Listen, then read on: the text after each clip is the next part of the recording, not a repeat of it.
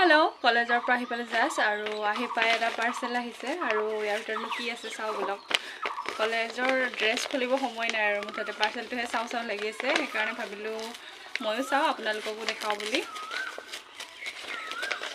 আৰু মই এইটো ইনষ্টাগ্ৰামৰ গগনা নামৰ প্ৰফাইলটোৰ পৰা কিবা অনলাইন অৰ্ডাৰ কৰিছিলোঁ আৰু ফাইনেলি আজি পালোঁ। 4-5 দিনমান লাগিলে বাৰু আহোঁতে।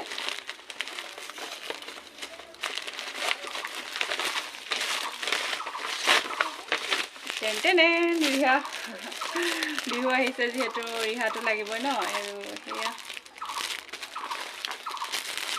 কওকচোন বাৰু কেনেকুৱানো আহিছে।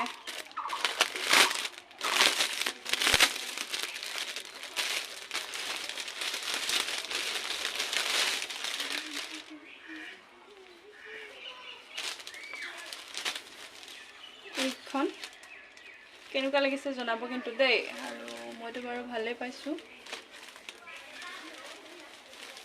এয়া নাচনী ৰিহা ঠেক, আৰু বহলটো ঠিকে আছে বাৰু। এয়া